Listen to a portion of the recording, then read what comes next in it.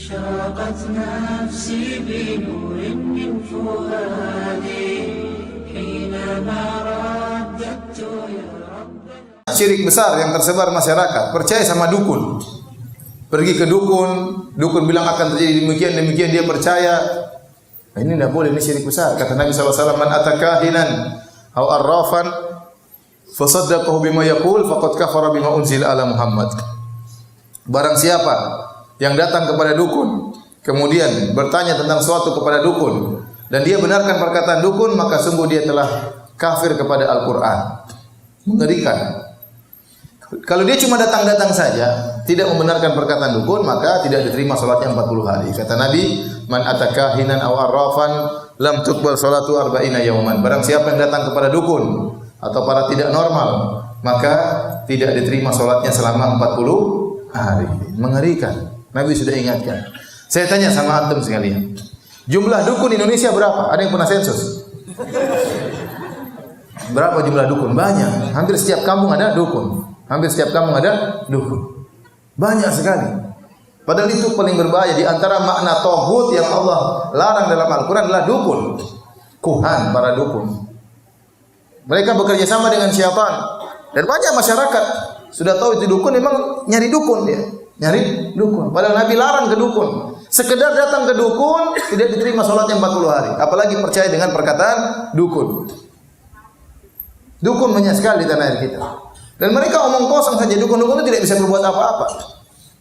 Kalau dukun-dukun memang sakti, harusnya Indonesia juara dunia, Piala Dunia ya. Tinggal kumpulkan dukun, waktu tendang suruh tiup bolanya masukkan bisa. Tapi dukun tidak bisa. Ya percuma dukunnya jago-jago, main bola kalah terus ya. Karena sesama setan ada kode etik, tidak boleh saling menjatuhkan. Jadi saya katakan, di antara bukti masih banyak orang yang suka dengan seperti ini. Contoh seperti kemarin Kanjeng Dimas yang bikin apa? Uang. Ada kan yang percaya dari Makassar? Ada tidak? Ada siapa? Saya kemarin ngisi pengajian di Peruri, perusahaan percetakan uang di Karawang. Saya bilang, gimana Pak itu Kanjeng Dimas? Iya Ustaz, hampir-hampir perusahaan percetakan uang tutup. Kenapa? Cukup Kanjeng Dimas cuma ceret uang keluar. Kita setengah mati nyetak uang ya.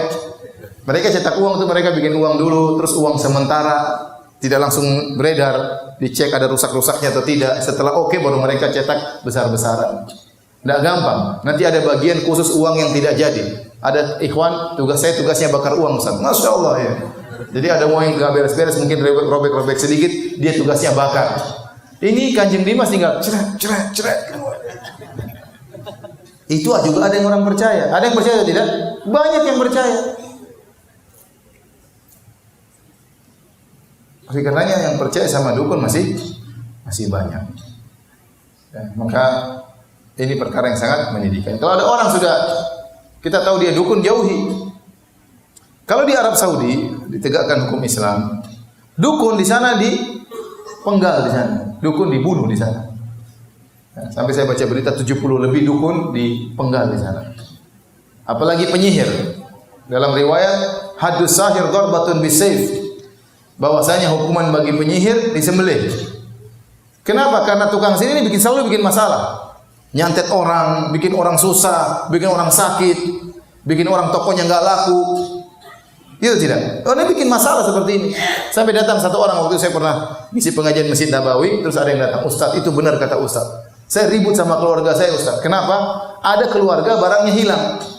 Akhirnya mereka tanya ke dukun, kata dukun tersebut yang mencuri orangnya gemuk berkacamata. Saya gemuk berkacamata Ustaz. Akhirnya saya dicurigai. Dan benar-benar mereka datang ke rumah, mereka bongkar lemari saya. Ya Allah, si dukun itu kurang ajar kayak gitu. Bikin permusuhan di antara apa? Kerabat.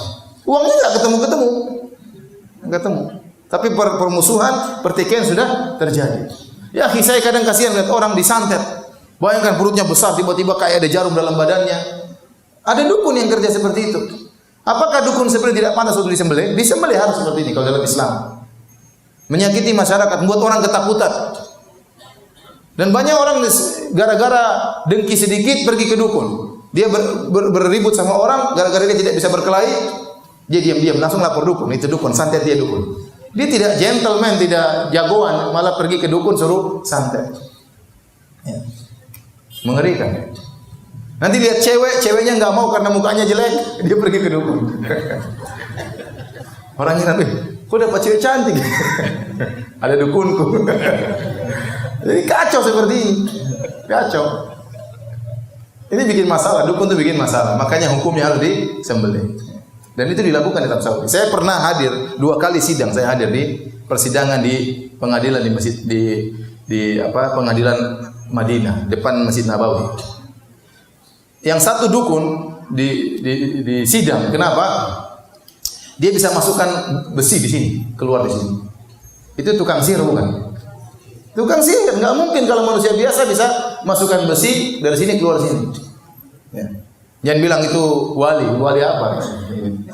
Nah, kalau Nabi SAW dahulu para sahabat kena pedang juga robek-robek kok. Ini kemudian masukkan besi keluar sini, masuk keluar sini ya. Ya. Dipanggil, disidang. Ya, dan itu akan dihukum oleh mereka. Kayak itu syirik. Gak mungkin dia bisa begitu kecuali pakai syirik. Tapi ada seorang sahabat Jundub bin Abdullah bertemu dengan seorang tukang sihir di zamannya. Dia penggal kepala orang, dia sambung lagi. Dia penggal kepala orang, dia sambung lagi. Sahabat ini buka pedangnya, dia penggal kepala tukang sihir. Sambung kepalamu kalau bisa. Kepala orang kau bisa sambung, kepalamu kau bisa sambung tidak? Tewaslah orang tersebut. Jadi bahaya. Sementara di negara kita dukun sangat banyak. Bahkan dukun diagungkan, ditakuti oleh masyarakat. Padahal ini sumber kekufuran, sumber kesyirikan dukun-dukun tersebut. Satu lagi ada dukun, saya pernah hadir juga di sidang. Jadi dia di negara lain sering keluar di televisi, orang sering tanya, "Bagaimana gini?" Dia, "Oh, kamu begini-begini, oh begini-begini terus." Selalu dia berfatwa di televisi. Orang-orang tanya. Suatu hari dia datang umrah. Entah dia bukan umrah, dia datang ke Arab Saudi. Maka dijebak sama orang-orang di sana. Di telepon ada masalah begini-begini. Kata dia, "Oh ya segini-segini, bawa uang sekian, akan ada begini." Oh, udah ditangkap sama polisi Arab Saudi. Dengan begitu maka akidah umat terjaga. Dengan begitu akidah umat terjaga. Terakhir kita orang bebas, mau ini mau anu, mau ngaku sebagai nabi juga banyak. Kemarin ada nabi muncul di Karawang, enggak tahu ada nabi muncul di Makassar atau tidak. Ada Imam Mahdi dari sana, Imam Mahdi dari sini, nabi dari sana, nabi dari sini. Ada orang mengaku sebagai Nabi Isa sudah turun di Indonesia.